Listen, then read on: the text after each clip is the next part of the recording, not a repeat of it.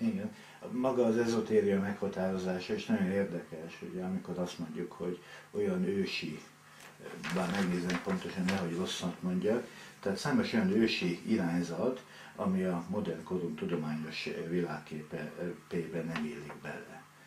De akkor itt visszalépünk tulajdonképpen valami ősi tudáshoz, és úgy tűnik kutatóember számára, hogy ez az ősi tudás, ez lehet, hogy jóval magasabb szintű volt, mint amit ma gondolunk. Egészen biztosan, és a tudománynak a feladata az, hogy ezt az ősi tudást elérje, megértse, fel tudja dolgozni. Viszont ezen az úton, ami megint csak egy modell, amikor azt mondom, hogy oktávonként van elrendezve az univerzum, ahol ugye egyik oktáv a fizikai világ, egy magasabb oktáv az egy energiavilág, még magasabb oktáv, ugye másik energiavilág. Tehát ez is egy megközelítési mód. Azért tűnik használhatónak ez a modell, mert azt mondták nekem fizikus és mérnök barátaim, hogy ugye mindennek törvénye van, tehát megnézzük, hogyha egy elektron mozog, akkor azt mi mozgathatja. Tehát nincs ott akármilyen kóborfrekvencia, ami épp azt az alacsony frekvenciát létrehozza. Tehát egy hegedűn is nagyon precíz, pontos hangot én tudok én lejátszani, ha bizonyos helyen nyomom meg a húrt, ugye? Tehát itt is, hogy mindennek törvénye van, tehát az elektront mozgathatja valami, amit az mozgat, tehát azt az erőt, azt a hullámot is fenntarthatja valami, és meg kéne nézni, hogy matematika szempontjából ez hogy néz ki.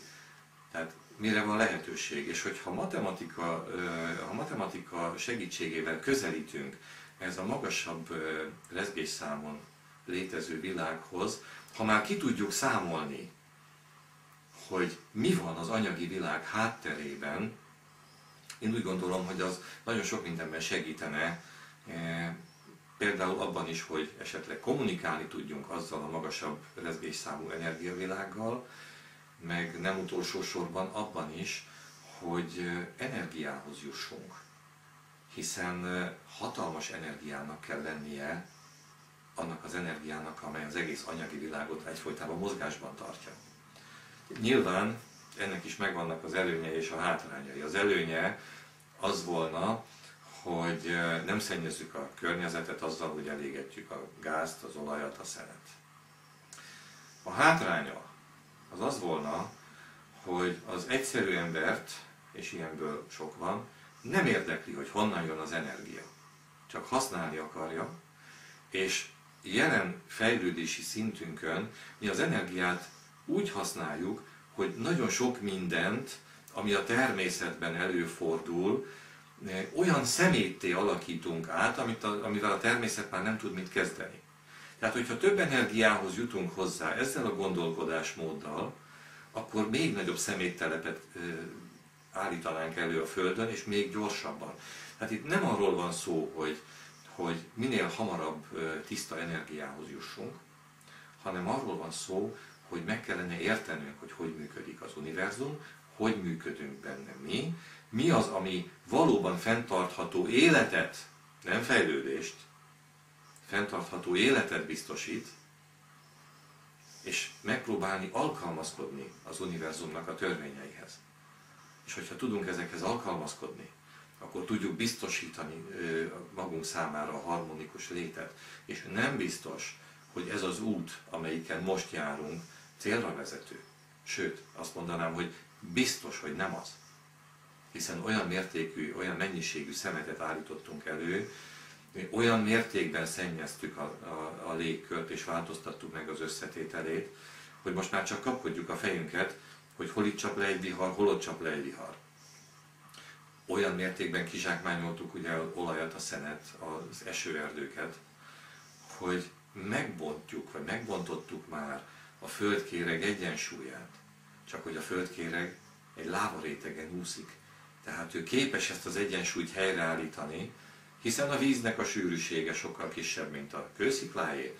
Tehát, hogyha felbontjuk az egyensúlyt, akkor a bolygón ez az egyensúly úgy tud helyreállni, hogy bizonyos szárazföld részek lesüllyednek, és helyette felemelkedik a víz, vagy eltolódnak bizonyos szárazföldrészek, és megjelenik helyette a víz. És ilyenre volt már példa a Föld történetében, és most mi nagyon nagy erővel dolgozunk azon, hogy megint létrehozzunk egy ilyen átalakulást. Sajnos azt kell mondanom, hogy az emberiség csak a kényszerből tanul. Azt hiszem, ez magyarázat sokak kérdésére, hogy miért nem lehet siettetni ezeket, és hogyha egyébként bizonyos dolgok rendelkezésünkre állnak, akkor miért nem lehet ezt azonnal bevezetni, hiszen úgy tűnne, hogy az emberiség jólétét vagy könnyű életét ezzel abszolút meg lehetne valósítani, de hát ő mondta el, hogy milyen veszélyes dolog ez, és hogyha rossz irányba használjuk, akkor akár pusztulásunkat is okozhatja. Nem tudom, ki mondta, de van egy aranyos idézet, úgy szól, hogy az emberiség képes az észszerű, logikus utat választani, miután már minden más lehetőséget kipróbált. Itt visszakanyarodnék az ősiséghez. Ugye felmerült az, hogy hát többször átélt, valószínűleg többször átélte már a Föld ezt, és akkor elpusztultak kultúrák, és a kultúra újból kezdődik. Ha jól tudom, magyar őstörténet kutatással is foglalkozik, lehet, hogy csak érintőlegesen. Érintőlegesen inkább azt lehetne mondani valóban. Mert az előadásában azért erről néhány dolgot mondott. És talán magyarázat az is, hogy amikor ezeket a kultúrákat próbáljuk kutatni, akkor azt látjuk, hogy tulajdonképpen nagyon hétköznapian és nagyon egyszerűen élték az életüket. Pedig tulajdonképpen birtokában lehettek hatalmas tudásnak. Hát amikor hatalmas tudásnak van birtokában az ember, az hatalmas erőt is jelent. És a hozzáférhető leírások alapján ott van Atlantis esete, ahol állítólag, ugye elég nehéz ezt most bizonyítani, állítólag hozzáfértek a magasabb szférák energiáihoz, és azt olyan emberek használták, akik nem voltak tisztában a hatásával és a következményeivel, tehát felelőtlen módon használták, és úgy tűnik, hogy az egész kontinensnek és az egész civilizációnak a pusztulásához vezetett. Nekem a kezembe került egy olyan leírás, miszerint olyan sugarat hoztak létre, amelynek következtében a kontinensnek egy része elanyagtalanodott energiává vált, és ami pedig anyag volt és szétrobbant és felszállt, az ilyen vége érhetetlen por, sár és eső formájában hullott vissza, és az ma a Szahara. Hát ez a hatalmas homok tenger. És én láttam olyan műhold felvételeket, infrasugárral készülő műhold felvételeket, amelyek a Szaharáról készültek, és bizony úgy néz ki, hogy a homok alatt nagyon érdekes dolgok vannak mind a mai napig, amelyek hőt sugároznak, nagyon érdekes alakzatok, formák. Nyilvánvaló, hogy intelligencia és tervezés áll mögötte. Hát lehetséges, hogy adott pillanatban az atlantiszi kultúra maradványait a homok alól kellene kiásni.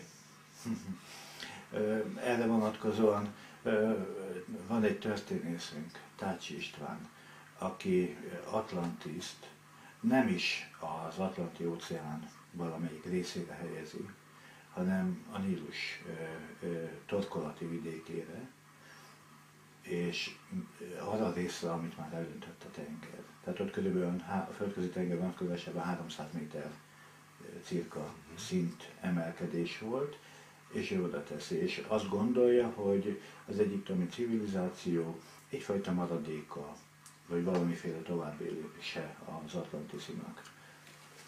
Nyilván ugye felmerül a kérdés, hogy létezik, hogy nagyjából ugyanolyan piramis formák épültek Dél-Amerikában és Egyiptomban, sőt, amint lassan kiderül a világ más tájain is fel lehet fedezni ezeket az alakzatokat, igen.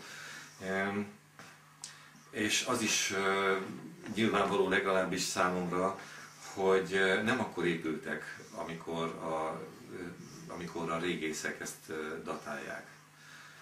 És ami talán még érdekesebb, az is téves, amit nekem is tanítottak az iskolában, és gondolom másoknak is, hogy egyrészt az egyiptomiak nem ismerték a vasat, másrészt bronzvésőkkel addig kopácsolták ezeket a köveket, amik tökéletesen illeszkedtek egymáshoz, de olyan tökéletesen, hogy cigarettapapírt nem lehet közé tenni, és hogy így építették fel a piramisokat. Hát a Keops piramisról most már 2 cikk jelent meg a Francia Tudomány és Élet című folyóiratban, Science et Vie, és megállapították laboratóriumi vizsgálatok egész sorával, hogy a Keops piramis kövei öntött betonból vannak. A receptje is megvan.